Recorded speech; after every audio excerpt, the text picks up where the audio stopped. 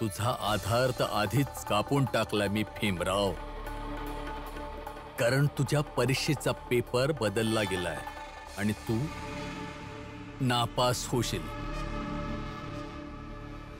Paper बदलला गेलाय?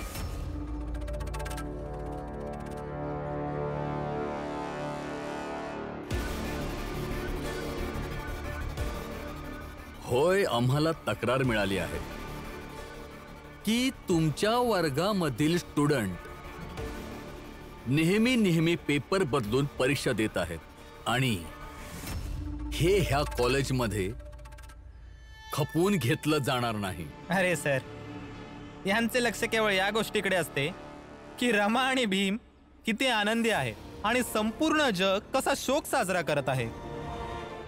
हे बघा, यावेळी तुमच्या चुकीवर आम्ही पुढे तक्रार नाही करणार, परंतु पुढच्या वेळी लक्षात ठेवा. ठीक आहे सर. तर मी देखील तुम्हाला यावेळी केवळ सूचित करतो, पुढच्या वेळेपासून नाही चोरणार सर. मूर्खासारखे बोलू नका नाम जोशी सर. मूर्खासारखं? तर मग हे काय सर?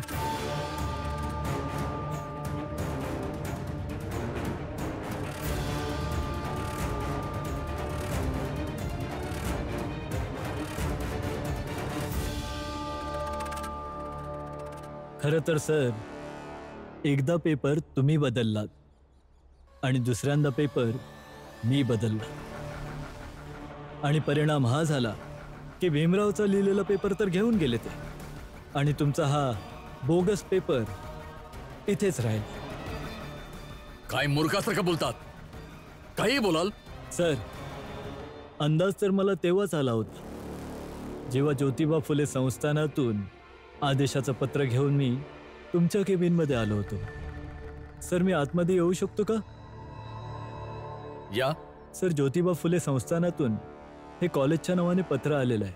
सर, यात त्यांनी आदेश मागितलाय की ग्रॅज्युएशनचा निकाल येताच भीमरावच्या पास होण्यावर जो समारंभ साजरा करणार आहेत तो याच कॉलेजच्या अंगणात साजरा करू इच्छितात, जेणेकरून शिक्षणाचं महत्त्व ते कॉलेजला सांगू शकतील. हां, याच्यावरती विचार करूया. तुम्ही चिठी ठेवा इथे. सर, मला खूप विचित्र वाटलेलं होतं, कारण तुमची एक सवय आहे की कोणती गोष्ट तुमच्यासमोर आली की त्यामध्ये मनोरंजकता दाखवण्याची. परंतु सर, त्या पत्राला तुम्ही हात देखील लावला नाही आणि तेव्हाच मी तुमच्या टेबलावर भीमरावचा परीक्षेचा पेपर पाहिला.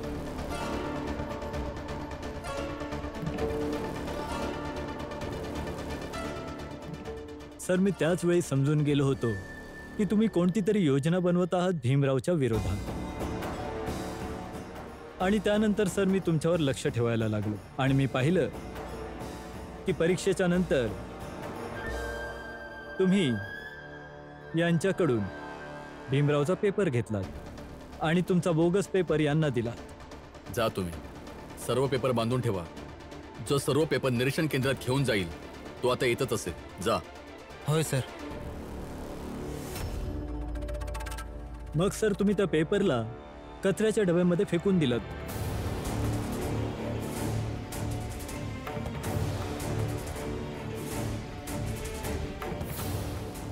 आणि मी त्या पेपरला कचऱ्याच्या डब्यातून बाहेर काढलं.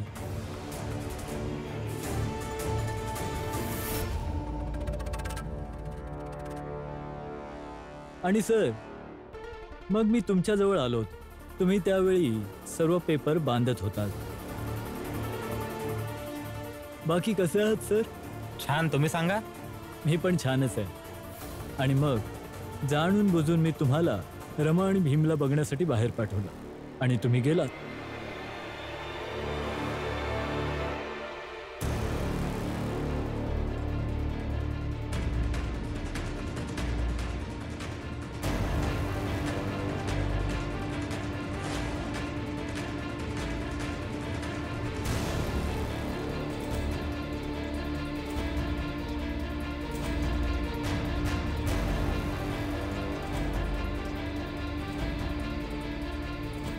आणि या प्रकारे तुमची ही योजना पुन्हा एकदा अयशस्वी ठरली.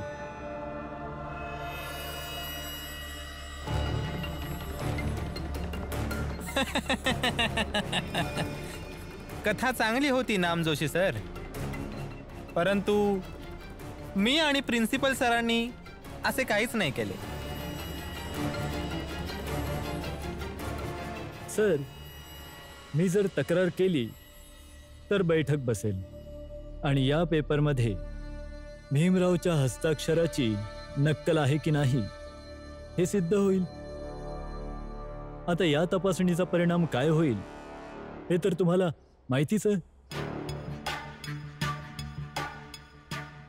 नाम जोशी सर, तुम्ही आणि आम्ही दोघंही एकच काम करत आहोत. फक्त तुम्ही भीमरावाला पास करण्याचा प्रयत्न करत आहात आणि आम्ही त्याला नापास करण्यासाठी. ही लढाई आपल्या दोघांपर्यंतच राहिली तर बरं होईल. तपासणीची वगैरे गरज नाही आहे. ठीक आहे सर, मी पण कोणतीच तपासणी करू इच्छित नाही. मला देखील हेच वाटतं की भीमरावच्या ग्रॅज्युएशनची परीक्षेपर्यंतच मर्यादित राहावी. हेच चांगलं होईल. कारण मला देखील नाही वाटत की खालच्या जातीच्या पहिल्याच मुलाला पास करण्यासाठी कॉलेज आणि इथलं शिक्षकांचं षडयंत्र असावं. परंतु तरी देखील तुम्ही थोडं सावध राहिलात तर बरं होईल.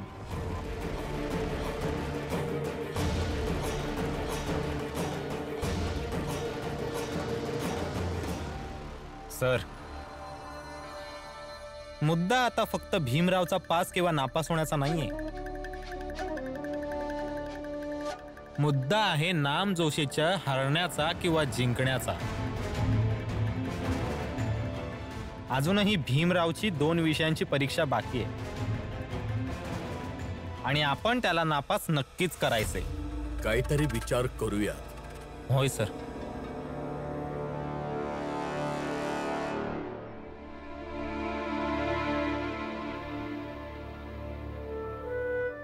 अगं फुलियाताई, आज तर तुम्हाला लई कापडं मिळाली आहेत ना? वय शोभा, आज मला एवढी कापडं मिळाली आहेत जेवढी आधी मिळत होते. लय आनंदी आहे मी. चला, चांगलं झालं.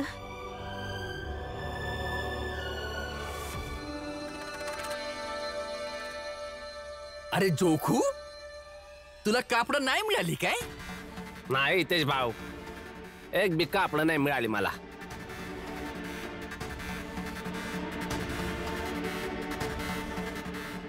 समधी बोलत आहे का मी कापड जाळून टाकतो तर का मला कपडा देतील.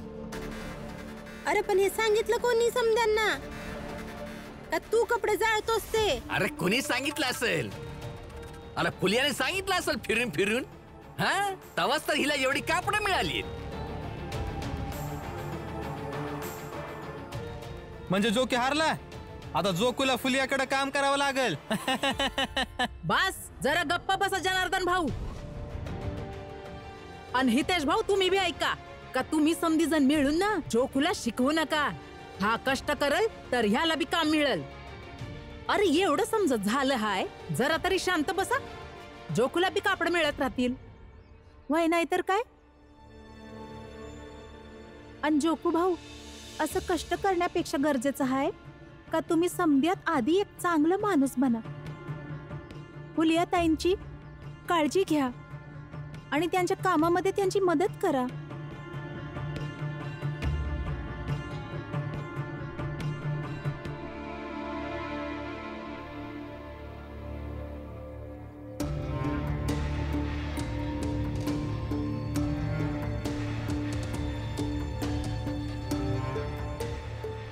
एवढ्या जोरानं डोक्यात तिच्या बांबू मारण की मरूनच जाणार ही आणि पळून जाईन हेत ना कुठनं. आणि कोणत्या नव्या ठिकाणावर जाऊन नवीन कोणतं तरी काम सुरू करे.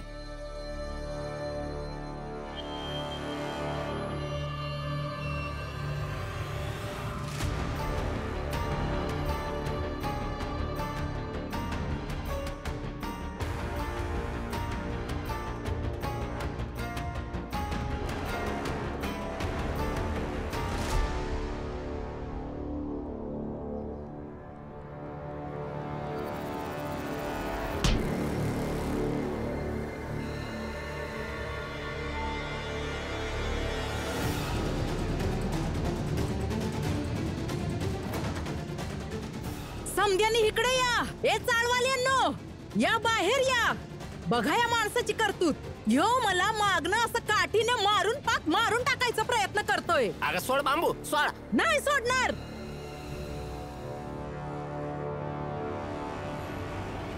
आज तू समध्या मर्यादा वलांडला हायस. तर मग राह इथे एकटीच. मी इथनं चाललो हाय.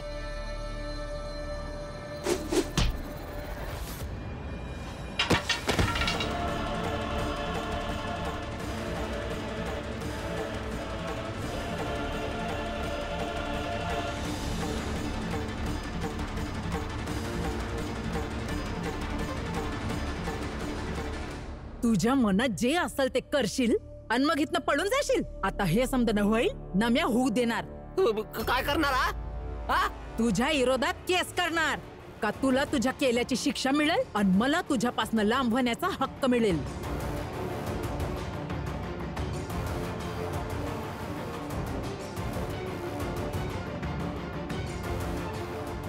अगं वाय तर मग राह एगडी. थांबत कोण आहे तुला? असं राहिले जसं आधीपासून राहत आले ना, तर तुझे हे जे मित्र आहेत हे माझी थट्टा उडवतील आणि तुझं जेव्हा मन करल तेव्हा तू मला काठी घेऊन मारशील. पण जेव्हा कायदा न्याय करल ना, तेव्हा हे समजा नाही होणार.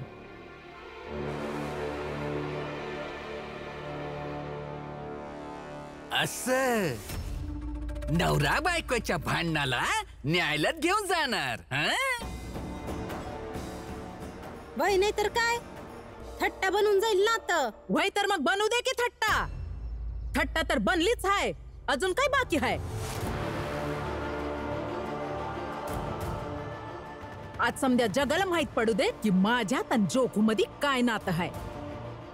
म्हणजे तू समजायची सांगणार की आम्हा दोघांना एकमेकाची तोंड नाही बघायची. शत्रू आहे म्हणजे जेव्हा रस्त्यावरून जाल तेव्हा तुला आणि तुझ्या नवऱ्याला लोक उलटसोड सुनावतील, काहीतरी बोलतील. हेच पाहिजे आहे ना? जे बोलतील ते बोलतील. काकी तुम्ही चला. असंच भीती, मर्यादा, आदर याच्या नावावर बायकासनी गप्प केलं जातं.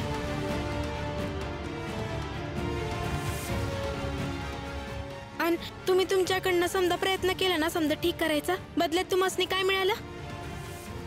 उलट जोखू काकांनीच तुमच्यावर हल्ला केलाय. यांना तर आता कायदाच बघून घेईल. चला. बघा बघा बघा, सावतानं तर सावताच्या नवऱ्या संग नातं चांगला ठेवलाय आणि माझ्या बायकोला क्रांतिकारी बनवत आहे ही. नात्याचं कोडं जर स्वतःला सोडवायला नाही जमलं ना, तर कायद्याला मध्ये आलंच पाहिजे आणि येणार भी. चला काकी. ए रमा थांब थांब. माझ्या बायकोला भडकवणं बंद कर आणि तिला पोलिसाकडनं नका घेऊन जाऊस, नाहीतर भीमराव पुढची परीक्षा नाही देऊ शकणार.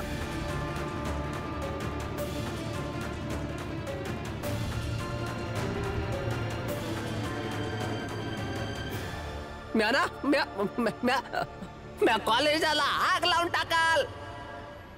जाळून दाखव जोखू.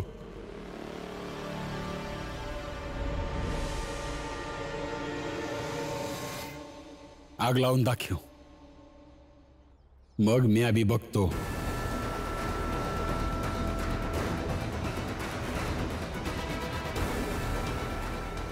रमा बरोबर करत आहे. जा रमा. आणि राहिला प्रश्न भीमच्या परीक्षेचा, तर त्याच्या फक्त 2 परीक्षा बाकी आहेत. त्या बी चांगल्याच होतील, काय बी झालं तरी. चला काकी. चल.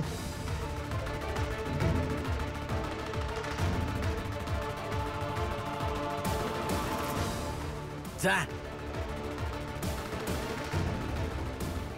मी अभी कॉलेजात जातो. तिथंच थांबा हितेश काका. जर एक पाऊल सुद्धा पुढे टाकलंस ना, तर माझ्याहून वाईट कुणी बी नसल.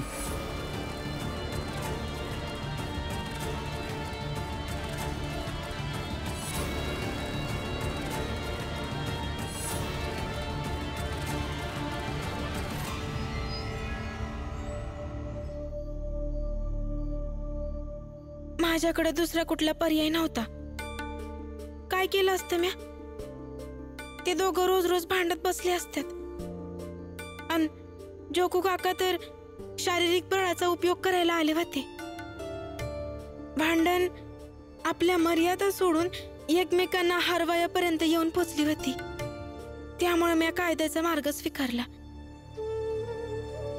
पोलिसांनी सांगितलं का ते जोखू काकांना समजावतील. मी काही चुकीचं तर केलं नाही ना? बाबा, खरंच अजून कुठलाच मार्ग नव्हता.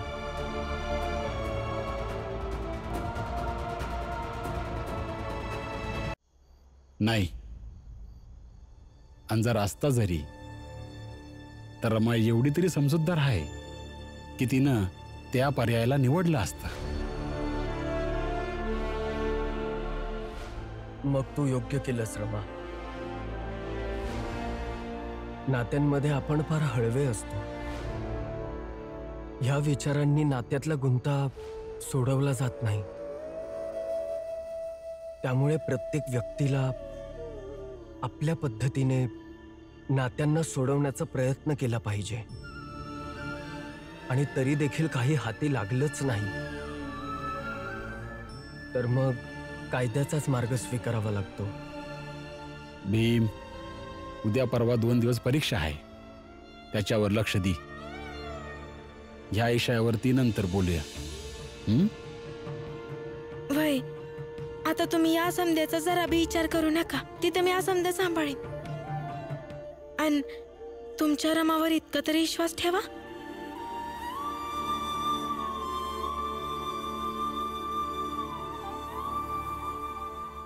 गप्पा बसा. डोकी फिरवून टाकता तुम्ही दोघे. रोज रात्री फक्त एकच वाईट बातमी सांगत असतात की त्या भीमरावने आजची परीक्षा देखील दिली. अहो बाबा, तर काय करायचं? आमच्यापासून प्रिन्सिपल सरांपर्यंत कोणीच काही करू शकत नाहीये. आणि ते प्रिन्सिपल सर पण सांगत होते आज तर ते काम झालंच होतं, पण ते आयत्या वेळी ते नाम जोशी सरांनी त्यांना वाचवलं. नाम जोशी? आणि उलटी धमकी दिली की सभा बसवतील. आता मला नाही वाटत की ते प्रिन्सिपल सर आणि ते दुसरे सर देखील मोकळ्यापणाने विचार करतील. होय, तर मग करू द्या तपासणी, बसू द्या तपासणी सभा. एक काम कर, तू जाऊन सरांना बोल की उद्या परीक्षा संपल्यानंतर ना भीमरावचा पेपर खेचून घे आणि त्या क्रमातच त्याच खेचाखेचीत जाणून बुजून भीमरावच्या पेपरला फाडून टाक. मग होऊ दे तपासणी, बसू दे तपासणी सभा. अरे तपासणी तर सुरूच राहील लांब वेळेपर्यंत, परंतु हा भीमराव ना तो ग्रॅज्युएशन पूर्ण नाही करू शकणार, हे तर नक्कीच आहे. समजले ना? होय बाबा. जा, हा संदेश पोहोचव त्यांना.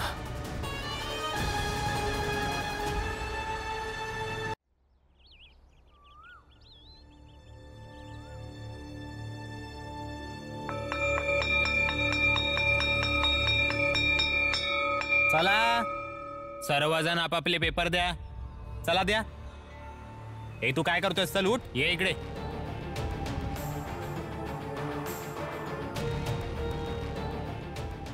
लवकर लवकर लवकर लवकर लवकर.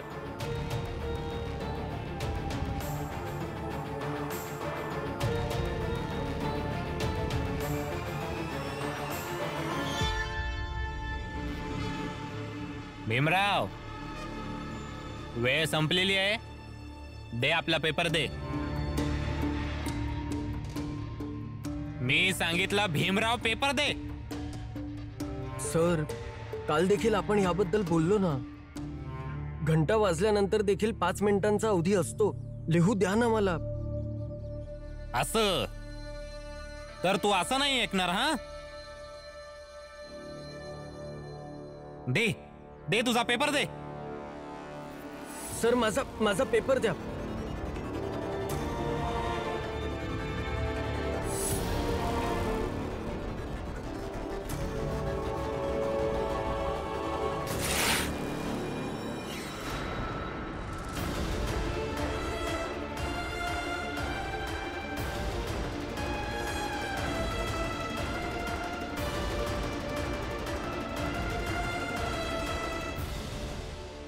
हे तू काय केलंस भीमराव? मी? सर, तुम्ही जाणून बुजून माझ्याकडून पेपर घेतलात. आणि त्यानंतर तो फाडला. मी काय केलं सर? मी फाडली? हा हे हे हे हा हा हा पेपर मी फाडला? आक्षेप लावतोस तू तुझ्या शिक्षकावर? लाज नाही वाटत तुला?